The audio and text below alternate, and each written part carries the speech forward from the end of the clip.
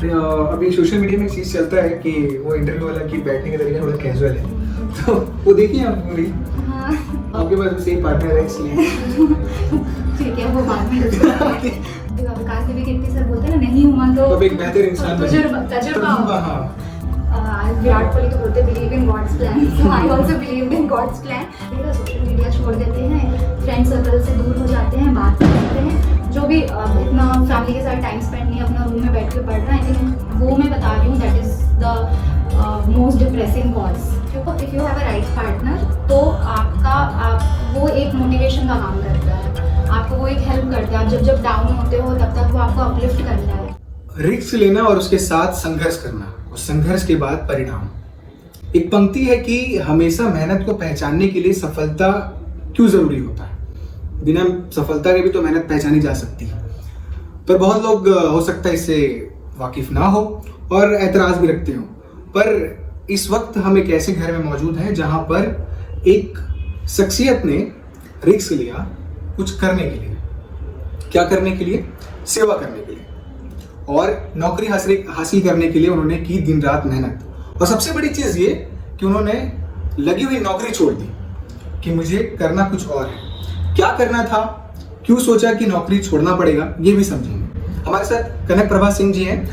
आपको पता है कि 20 तारीख को देर रात रिजल्ट आता है, CGPSC 2024 का फाइनल रिजल्ट, जिसके बाद कई खबरें बाहर आती हैं कि फलाना जगह से फलाना ने टॉप किया, टॉप 10 का नाम भी सामने आता है।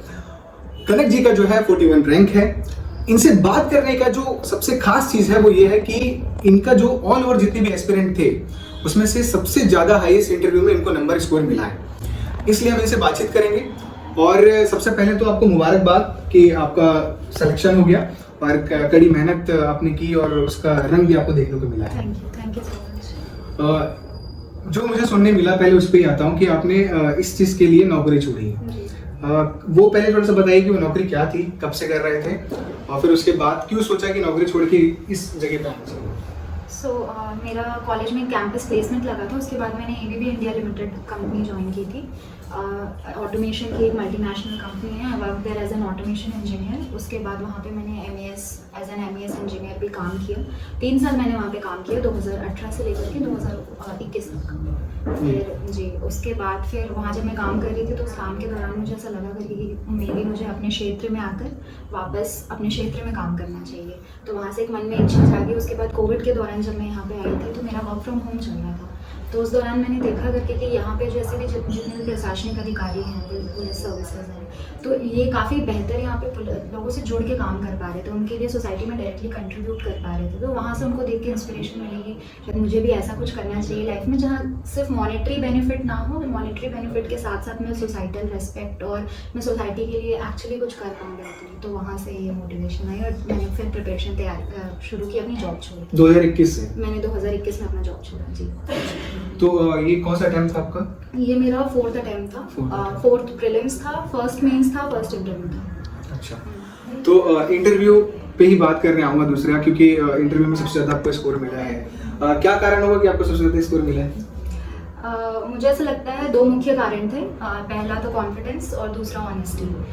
क्योंकि जो स्टार्टिंग में मुझसे सवाल पूछे गए थे, मैं काफ़ी प्रश्न का उत्तर नहीं दे पा रही थी, तो उसमें मैंने सर को क्लियरली बोला कि सॉरी सर, ऑनेस्टी के साथ बोला, सॉरी सर मुझे अभी याद नहीं आ रहा है, बट मैं इसके बारे में पढ़ूंगी करके, मैं इस पर काम करूंगी। तो शुरू के काफ़ी प्रश्न ऐसे गए थे जहाँ पे मुझसे पूछा गया था सवाल और मैं जवाब नहीं दे पाई थी, लेकिन वहाँ पे मैंने अपना काम रखा, मैंने अपना पेशेंस रखा कि ठीक है ये मैं प्रश्न नहीं बता पा रही, मे भी आगे पूछेंगे मैं बता पाऊंगी। तो ऐसे कुछ प्रश्न गए। उसके बाद के जो प्रश्न आए मैंने उसमें बेहतर अच्छे से आंसर दे पाई। कॉन्फिडेंस अपना लूज़ नहीं किया, जिस टोन में मैंने अपना इंटरव्यू स्टार्ट किया था उस टोन में मैंने अपना इंटरव्यू खत्म किया। तो आई थिंक ये 2 मुख्य कारण रहे होंगे। और एक चीज़ ये भी थी कि मैं इस बार इंटरव्यू, क्योंकि मेरा पहला इंटरव्यू था, तो मैं बहुत एक्साइटेड भी थी कि ठीक है मुझे यहाँ तक पहुँचने का मौका मिला और ऐसे वरिष्ठ अधिकारियों के साथ बातचीत, एक तरीके से बातचीत। कितने पैनलिस्ट थे वहाँ? 4 मेंबर्स थे। 4 जी जी। तो जैसे प्रिपरेशन के दौरान जब आप ये सब सारी चीज़ों को जान रही होगी एकेडमिक तौर पे, तो देखते होंगे कि इंटरव्यूज कैसे होते हैं, तो उस समय क्या ख्याल आता था कि मेरे से क्या प्रश्न कर देंगे, और इंटरव्यू मतलब जैसे कई बार तो सोशल मीडिया में हम देखते हैं कि ऐसा लगता है कि हर चीज़ का जवाब देना होगा, एक भी अगर जवाब सटीक नहीं दिए तो हो सकता है हमारा इंटरव्यू खराब हो जाए, हमको निकाल दिया जाए, सिलेक्शन ना हो। तो जब आप कुर्सी में बैठते हैं इंटरव्यू देने के लिए, तो वो सब सारी चीज़ें कितना अंतर है वो सब चीज़ों में?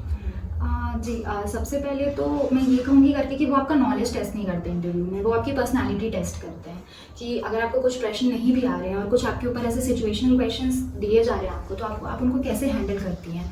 तो मेन वही रहता है, नॉलेज बेस्ड आपका वो नॉलेज उतना नहीं चेक करते क्योंकि आपने ऑलरेडी प्रीलिम्स और मेंस क्लियर करके आए हैं, तो ऑलरेडी आपका नॉलेज टेस्टेड है कि हाँ आप एक अच्छा नॉलेज रखते हैं तभी आप इस स्टेज तक पहुँचे हैं।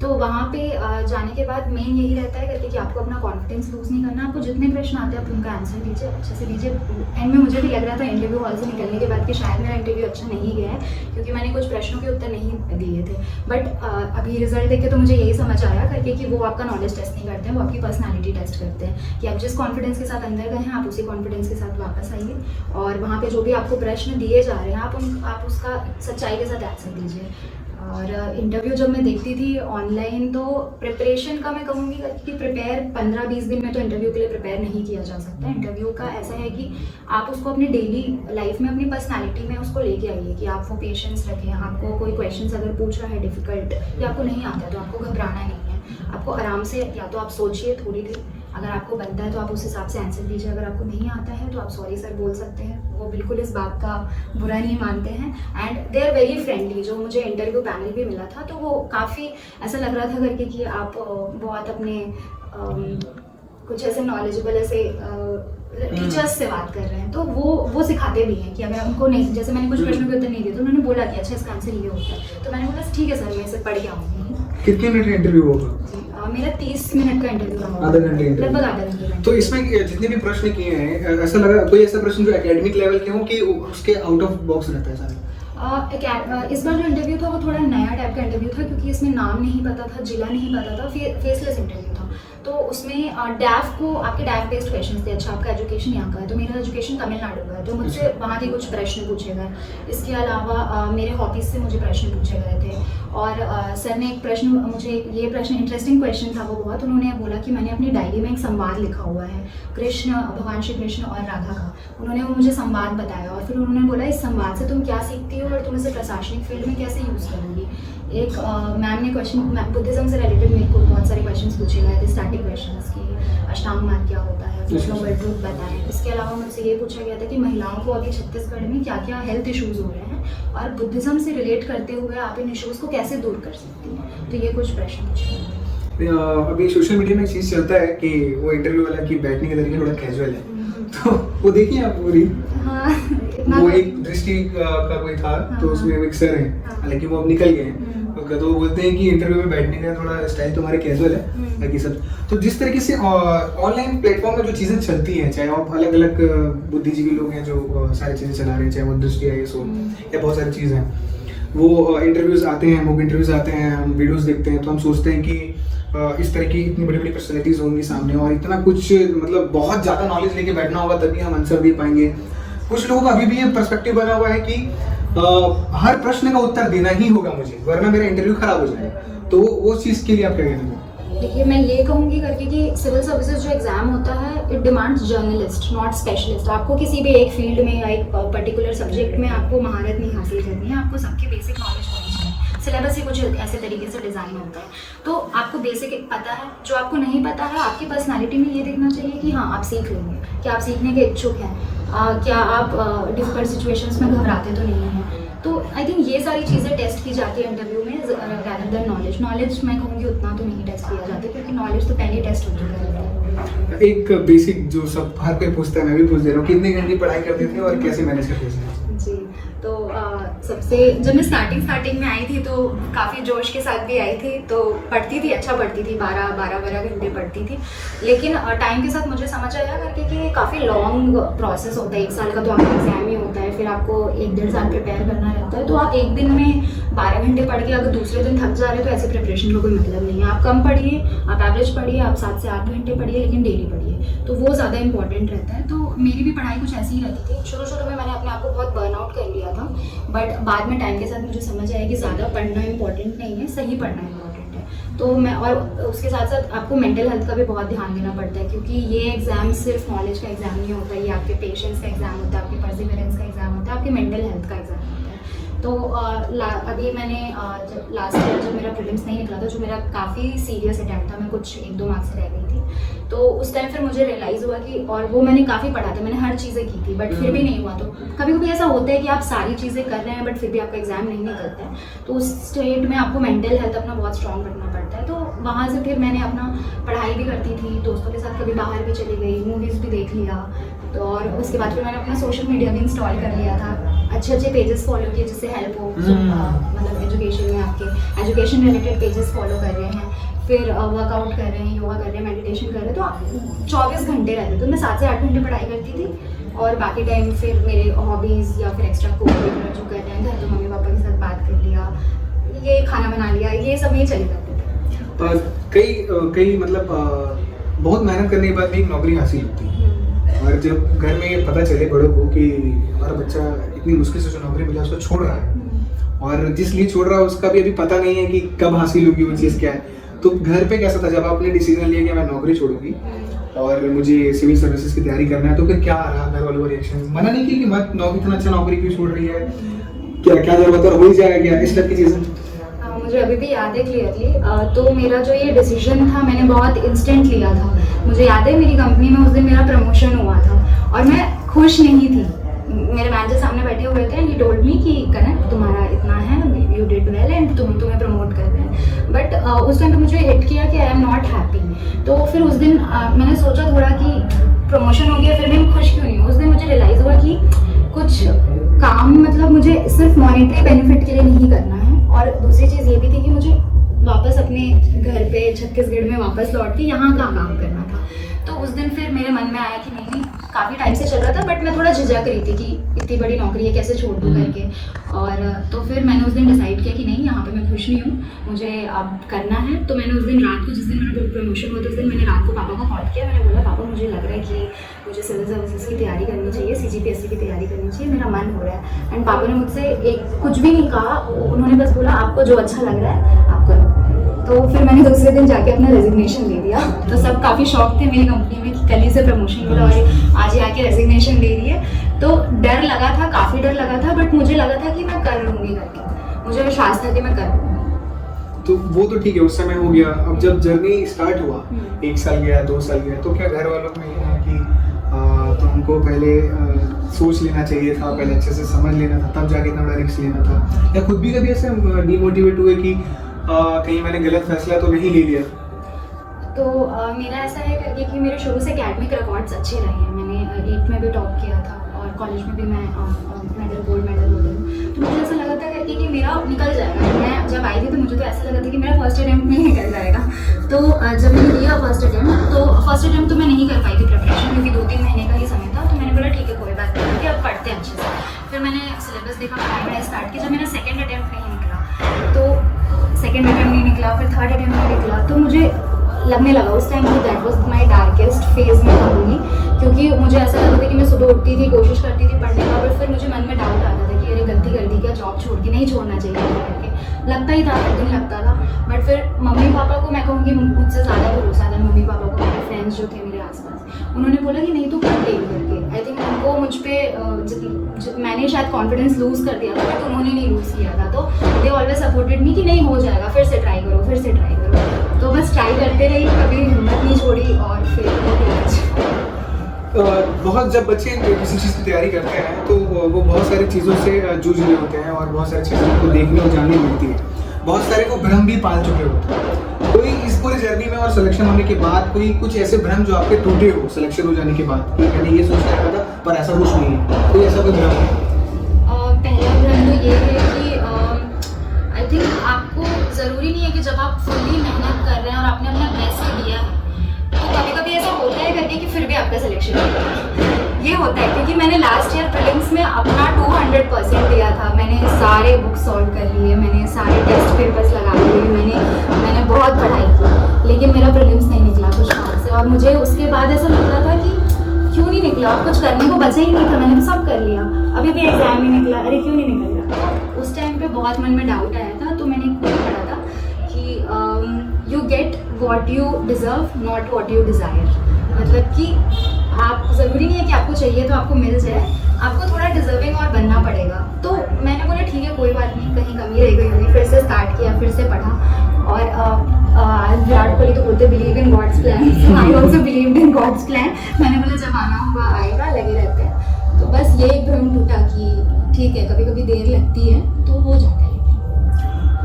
जैसे बहुत सारे लोगों का कहना ये है कि लड़कियों को प्रशासनिक विभाग है या इस फील्ड में नहीं जाना चाहिए। इस फील्ड में क्योंकि अभी भी एक ऐसा वो बना हुआ है कि अगर लड़कियां अच्छा नंबर लाती हैं उनका ज़्यादा सिलेक्शन होता है। जैसे कि अभी टॉप 10 में 2 लड़कियां शामिल थी, तो वो चीज़ अलग से हाईलाइट की जा रही है कि लड़कियों ने मारी बाजी। तो ये क्यों ऐसा पर्सपेक्टिव बना दिया है कि लड़कियां मार रही हैं, मतलब एक मार रही है तो बहुत बड़ी चीज़ है। तो ये इस तरह की जो चीज़ें माहौल बना हुआ है, इसके लिए आप क्या कहना चाहेंगे? देखिए मैं ये कहूँगी कि सिविल सर्विसेज एग्जाम डिफिकल्ट होता है। मैं ऐसे जेंडर बायस नहीं करी, but both for man and women अपने अपने उनके इशूज़ होते हैं, अपने अपने होते हैं। मैं गर्ल हूँ तो मैं अपनी गर्ल साइड के इशूज़ रखूँगी। तो मैं ये कहूँगी सबसे पहले तो ये होता है कि शादी कर लो, शादी कर लो। तो मैंने भी जब जॉब छोड़ा था तो उस टाइम ऐसा था कि सारे रिलेटिव्स अरे अब तो उसको जॉब लग गया, अब तो शादी करानी चाहिए। ये फिर नौकरी छोड़ के आ गई। तो मेरे पेरेंट्स को भी काफ़ी सुनने में होता था कि आपने मना क्यों नहीं किया इनको जॉब छोड़ने के लिए, क्यों बोला? तो ये सारी काफ़ी बातें उठती थी। तो लेकिन मेरे पेरेंट्स ने बोला कि ठीक है हम इसे पढ़ने देंगे, इसका जब तक मन होगा पढ़ने देंगे। तो वो एक सपोर्ट होना बहुत ज़रूरी होता है और काफ़ी लड़कियों को नहीं मिलता है वो सपोर्ट फैमिलीज में, मैंने देखा है। तो बिना फैमिली सपोर्ट के मैं तो बोलूँगी आप कुछ भी नहीं कर सकते। तो फैमिली सपोर्ट, मम्मी पापा का सपोर्ट इज़ वेरी एसेंशियल। तो लड़कियों को ये चीज़ में थोड़ी दिक्कत होती है, तो शायद इसलिए उनके अचीवमेंट्स को भी थोड़ा ज़्यादा हाईलाइट किया जाता है, क्योंकि उनके पास सिर्फ स्टडी का प्रेशर नहीं रहता है, सोसाइटल प्रेशर भी रहता है। साथ साथ अब पढ़ने जाने तो बाहर भेजने से पेरेंट्स हिचकिचाते हैं। जैसे मेरे पेरेंट्स ने मुझे पढ़ने के लिए तमिलनाडु भेजा था, मैं कॉलेज गई तब मैं 17-18 साल की रही होंगी। तो उस टाइम पे काफ़ी क्वेश्चन उठे थे कि अरे क्यों भेज रहे हो उसको बाहर करके पढ़ने, इतना दूर क्यों भेज रहे हो, यहाँ पर भी तो इतने सारे कॉलेजेस हैं, कहीं भी पढ़ा लो। तो वो एक पेरेंट्स को एक बोल्ड स्टेप लेना पड़ता है, believe in your child and then she can do wonders. जैसे कुछ चीज़ें हैं जो बनी हुई हैं, कुछ लोगों का मानना ये है कि जब अगर आप किसी भी एग्जाम्स की तैयारी कर रहे हैं, किसी भी प्रतियोगी परीक्षा की, तो आपको हर चीज़ से दूर रहना पड़ेगा। एक शब्द में कहूँ तो मोह माया से दूर रहो, इस तरह की चीज़ें चलती है। बोला जाता है कि आपको मोबाइल छोड़ना पड़ेगा, सोशल मीडिया छोड़ना पड़ेगा, अगर आप रिलेशन में तो आपका रिलेशनशिप छोड़ना पड़ेगा आपको। पर कई बार ऐसे होते हैं कि रिलेशन वाले भी सामने आते हैं, IAS बनते हैं, उनका ऑल इंडिया रैंक 1 में आते हैं वो। तो इस तरह की जो बनी हुई है थिंकिंग, उसके लिए आप क्या कहना चाहेंगे? चाहे वो रिलेशनशिप हो, ऐसा रहता है। सबसे पहले तो सवाल ये उठता है कि भाई अगर आप किसी से रिलेशनशिप में तो एग्जाम नहीं निकाल पाएंगे आप, सरकारी एग्जाम तो आपसे होगा ही नहीं। तो सबके लिए क्या कहना चाहेंगे? आई थिंक अभी तक वो मूवी आई थी ना 12th फेल तो सब देख ही लिए होंगे। तो if you have a right partner तो आप वो एक मोटिवेशन का काम करता है, आपको वो एक हेल्प करता है। आप जब डाउन होते हो तब तक वो आपको अपलिफ्ट करता है।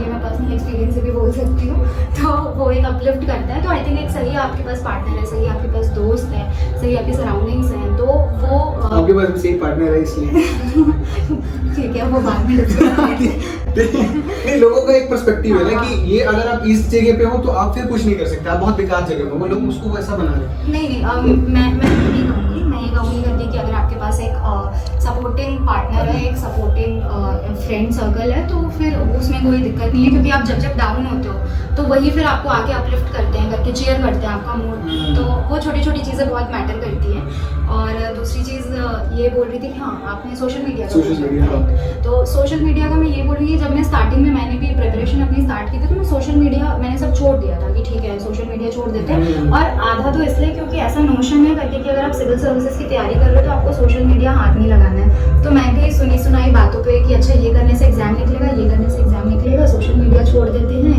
फ्रेंड सर्कल से दूर हो जाते हैं, बात करते हैं, जो भी इतना फैमिली के साथ टाइम स्पेंड नहीं अपना रूम में बैठ के पढ़ रहे हैं। आई थिंक वो मैं बता रही हूँ that is the most depressing cause.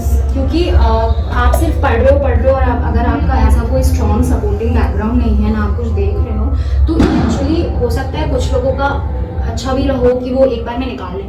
But मैं अपने पर्सनल एक्सपीरियंस से बोल रही हूँ कि जब मैंने ये सारी चीज़ें जब छोड़ दी थी और मेरा एग्जाम भी नहीं निकल रहा था, तो आप कहीं ना कहीं ब्लैक होल में चले जाते हो।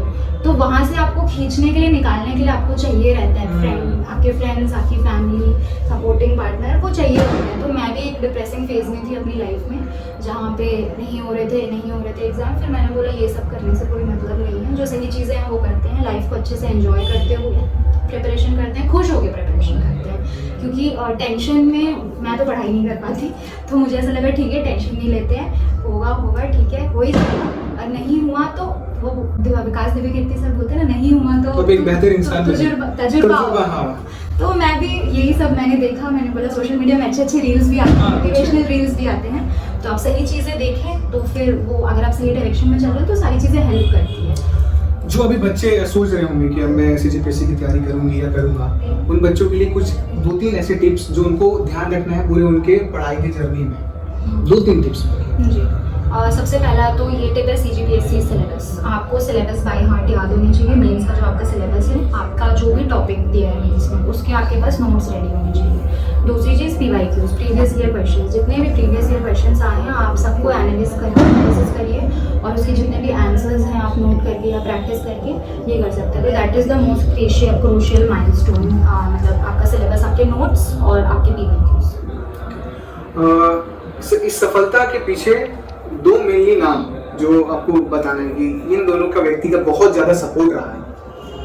2 नाम तो लेना मेरे लिए बहुत मुश्किल होगा, क्योंकि एक्चुअली बहुत लोगों का सपोर्ट रहा है, तो मैं किसी का से मिस आउट नहीं करूँगी। तो सिर्फ मेरी जर्नी नहीं है, ये मेरी पूरी फैमिली की जर्नी है। 4 साल उन्होंने भी काफ़ी सुना, काफ़ी उनके ऊपर भी काफ़ी सोसाइटल प्रेशर है, but they continue believing in me कि नहीं कर लेगी। तो सबसे पहले तो मम्मी पापा, तब मेरे फ्रेंड्स, सबने सपोर्ट किया, क्योंकि बात सिर्फ ये नहीं होती पढ़ाई की, बात सिर्फ ये होती है जब आप पढ़ाई कर लेते हो, फिर शाम को चाय पीने जा रहे हैं, अरे पढ़ाई नहीं हो रही, तो वो आगे चेयरअप करेंगे कि अरे ठीक है कोई बात नहीं, मुझसे भी नहीं हो रही, लेकिन कल करेंगे, कल हम ये करेंगे। तो वो एक बहुत ही हैप्पी एनवायरनमेंट रहता था। और मैंने बहुत, इस बार का जो मेरा अटेम्प्ट था, मैं एक्चुअली बहुत खुश होकर दिया मैंने, और जितना हो सके स्ट्रेस फ्री होके देने की कोशिश की, बिना रिजल्ट को सोचे कि क्या होगा, कैसा रिजल्ट होगा, without focusing on the result, I focused on the journey. तैयारी करते हुए बच्चों को 2 चीजें बता दें जो लोगों को नहीं करना है। नहीं करना, ठीक है। सबसे पहले तो टेंशन तो होती है, तो मैं ये बोल नहीं सकती कि टेंशन नहीं लेना है, बट रिजल्ट का टेंशन नहीं लेना कि क्या होगा, रिजल्ट कैसा आएगा। आप इस चीज़ का टेंशन ले सकते हैं कि आपको आज क्या पढ़ना है, आपको कल क्या पढ़ना है, आपका 1 वीक का टारगेट क्या, अगर कंप्लीट नहीं हो रहा तो कंप्लीट कैसे करना है, आप ये चीज़ का टेंशन ले सकते हैं, लेकिन आपको रिजल्ट का टेंशन नहीं लेना। दूसरी चीज़ कि अपने फिजिकल फिटनेस को डोंट अवॉइड, क्योंकि वो मुझे लगता है कि वो बहुत बड़ा रोल प्ले करता है आपके मेंस में स्पेशली, क्योंकि आपको 4 दिन बैठ के लिखना रहता है, 3 घंटे आपको हर दिन 6 घंटे लिखना है, कंटिन्यूअस राइटिंग करनी है, तो उसके लिए आपकी फिजिकल हेल्थ भी बहुत इंपॉर्टेंट होती है। तो don't ignore your physical health as well as your mental health. कोई मैसेज केपी न्यूज़ के दर्शकों के लिए अगर देना चाहें? मैसेज तो मैं यही देना चाहूँगी कि अच्छा था, मतलब बहुत अच्छा रिजल्ट। मैंने एक बार मेरे फ्रेंड ने मुझे कहा था करके कि विराट कोहली का 50th नहीं लग रहा था, क्योंकि ये मैं बोल रही हूँ क्योंकि ये मैंने अपने वॉल पे भी लिख रखा है कि विराट कोहली का जब वो सेंचुरी स्कोर नहीं कर पा रहे थे, finally scored the century in World Cup semifinal. तो सही समय आने पे सही चीज़ें होती हैं, तो कहीं ना कहीं मेरे साथ भी ऐसा हुआ कि ये मेरा पहला मीन्स था, पहला इंटरव्यू था, और पहली बार में मुझे इतना अच्छा पोस्ट मिल गया। तो आप हारिए मत, आप ट्राई करते रहिए, और जब आपका समय आएगा तब आपको जो चीज़ मिलनी है भगवान आपको दे देंगे। तो इस खूबसूरत मैसेज के साथ इस वीडियो को भी यही समाप्त करते हैं। तैयारी और मेहनत करते रहिए। आपका जो संघर्ष है, थोड़ा वक्त लग सकता है, और वक्त लगना भी चाहिए, तभी आपको मजा भी आएगा, तभी आप उस संघर्ष को जी पाएंगे। तो थोड़ा मेहनत करिए और आगे बढ़ते रहिए, और केपी न्यूज़ को भी देखते रहिए, और ढेर सारा इनको शुभकामनाएं दीजिएगा, कमेंट में भूलिएगा नहीं। शुक्रिया।